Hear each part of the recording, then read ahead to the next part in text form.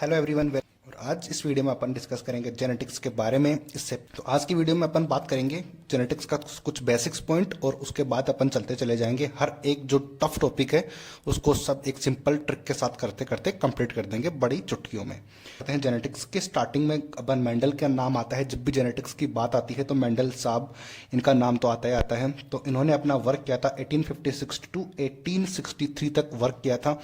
और क्या वर्क किया था, मैंने यहाँ पे सब कुछ लिख रखा है, तो उसको एकदम कैरेक्टर वाइज पढ़ते रहो आप। तो इसमें इन्होंने 7 कैरेक्टर्स पे वर्क किया था, और वो था पी प्लांट। सब लोग जानते ही हो पी प्लांट थे। उन्होंने 7 ईयर्स तक वर्क किया, क्योंकि ये 7 ईयर्स होते हैं ना, 56 टू 63 7 ईयर्स हो गए। ठीक है, तो इसमें क्या किस किस चीज़ पे वर्क किया वो टेबल मैं आपको आगे दिखाऊंगा, लेकिन उससे पहले आप ये देखो हर चीज़ की इन्होंने 7 कैरेक्टर क्या क्या थे। एक तो सीड के बारे में उन्होंने बात करी थी, एक पोड के बारे में, फ्लावर और प्लांट की हाइट के बारे में उन्होंने बात की थी। ये 4 कैरेक्टर हैं।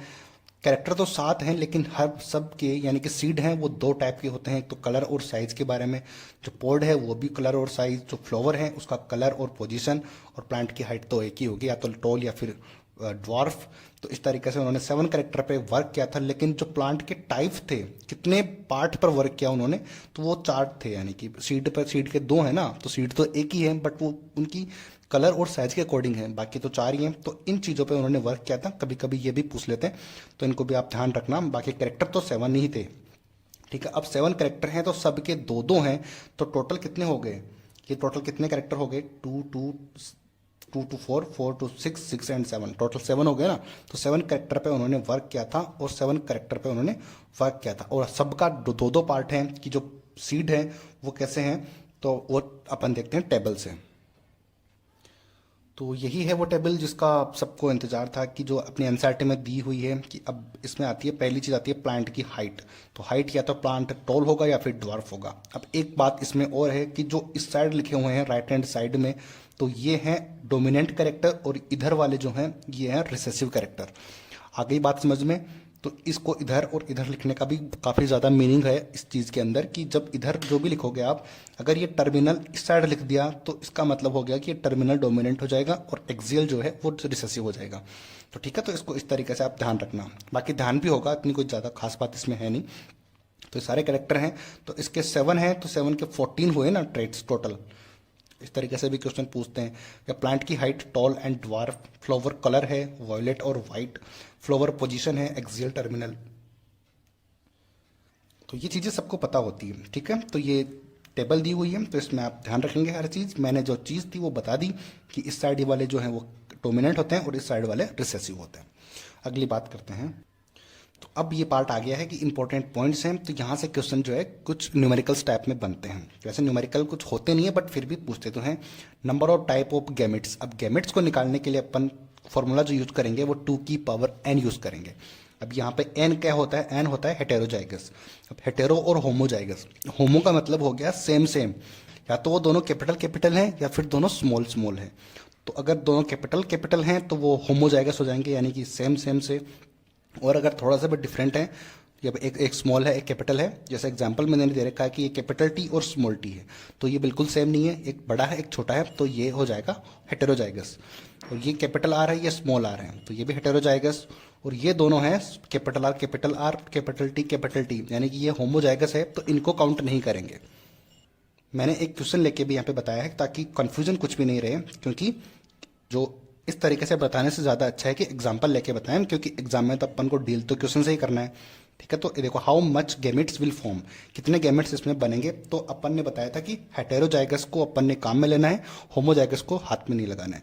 तो ये कैपिटल ए और स्मॉल ए, ये कैपिटल बी स्मॉल बी, और ये दोनों कैपिटल हैं, तो इनको नहीं लेंगे, इनको लेंगे।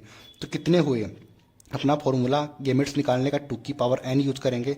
तो n, इसको मैं लगा के बताऊँ किस साइड, तो चलो बताता हूँ मैं। 2 की पावर n लगाते हैं, तो अब n लेना है अपने हेटेरोजाइगस। तो हेटेरोजाइगस कितने हैं, 1 ये 2 है ना, तो 2 की पावर 2 लगाओ, तो 2 इज टू 4 हो गया।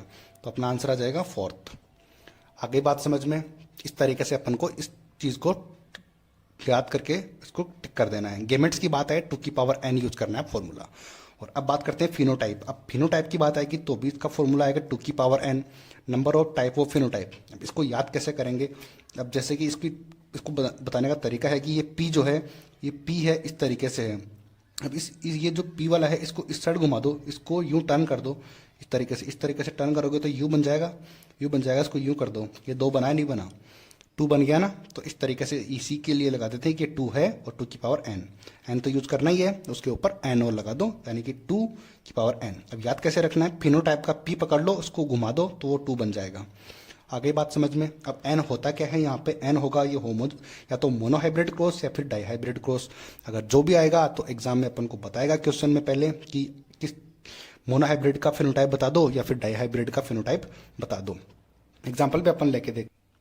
अब ये रहा एग्जाम्पल। तो अब मोनोहाइब्रिड की बात कर रहे हैं तो मोनोहाइब्रिड का फिनोटाइप क्या होता है, 3:1। टेंशन नहीं लेने की, वो एग्जाम में अगर ऐसा क्वेश्चन पूछेंगे तो खुद एग्जाम्पल देंगे पहले, ठीक है। तो 3:1 है तो इसको 1 से मल्टीप्लाई करेंगे तो 3:1 ही आ जाएगा। तो ये मोनोहाइब्रिड का फिनोटाइप होता है, सबको बताइए। अब देखो डाईहाइब्रिड की बात करेंगे तो डाईहाइब्रिड को 2 से करेंगे, n की जगह पे 2 डाल देंगे। तो इस तरीके से इसको सोल्व करने का तरीका है कि यहाँ पे इस ब्रैकेट की पावर 2 है तो इसके अंदर जो है उसको डबल बार लिख दो, यानी कि 3:1 मल्टीप्लाई 3:1 इस तरीके से करेंगे। अब इसको सोल्व करते हैं कि पहले इस 3 को इस 3 से मल्टीप्लाई करो तो कितना होगा 9, फिर रेशियो लगाओ, फिर इस 3 को 1 से मल्टीप्लाई करो तो ये 3 हो जाएगा। आगे बात समझ में। फिर ये 3 कंप्लीट हुआ, फिर इसको इस 3 से मल्टीप्लाई करो तो फिर रेशियो 3 आ जाएगा। और अब जो ये 1 है इसको 1 से मल्टीप्लाई करो इज इक्वल्स टू 1। तो आप चेक कर लो कि डाईहाइब्रिड का जो फिनोटाइप होता है उसका रेशियो होता है 9:3:3:1। तो इस तरीके से अपन फिनोटाइप फाइंड आउट करेंगे। आ गई बात समझ में। अगली बात करते हैं नंबर ऑफ जीनोटाइप्स। जीनोटाइप्स पता करने के लिए 3 की पावर n लगा दो और नंबर ऑफ जाइगोट पता करने के लिए 4 की पावर n। तो ये फॉर्मूले याद रखने हैं। अब इसको याद कैसे करेंगे जीनोटाइप को, अब ये g है, इस g को याद कैसे करेंगे, तो ये g इस तरीके से है। तो ये वाला जो इस साइड वाला है ये पार्ट है, इसको देखो, ये नीचे वाला पार्ट है ना, इसको तो ऐसा कैसा लिख दो यूँ करके यूँ। अब ये इधर वाला पार्ट है, इसको यूँ कर दो। ये वाला पार्ट है, इसको इधर लगा दो, इधर लगा दिया अपन ने तो ये 3 बन गया ना। तो बस 3 बन गया तो 3 के ऊपर n ही तो लगाना है, बाकी अपना जीनोटाइप बन गया। तो g से 3 याद रखेंगे, 3 की पावर n। और z है, अब जाइगोट को पता करने के लिए स्टार्टिंग का z पकड़ो, ये z है ना z।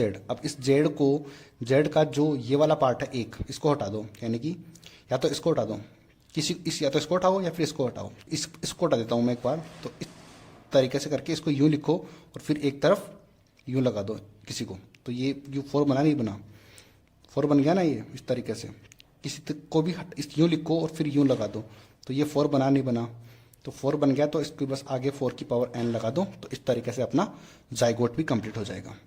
तो सबको याद करने का तरीका मैंने बता दिया आपको कि फिनोटाइप को याद करने का तरीका 2 की पावर n, और वही जीनोटाइप था। गेमेट का भी वही था 2 की पावर n, और जीनोटाइप और जाइगोट, इसको याद करने का तरीका मैंने बता ही दिया। तो इस तरीके से अपनी ये जो बेसिक चीज़ें थी वो कंप्लीट हुई। वीडियो देखने के लिए थैंक यू सो मच। मिलते हैं अगले वीडियो में। Thank you so much.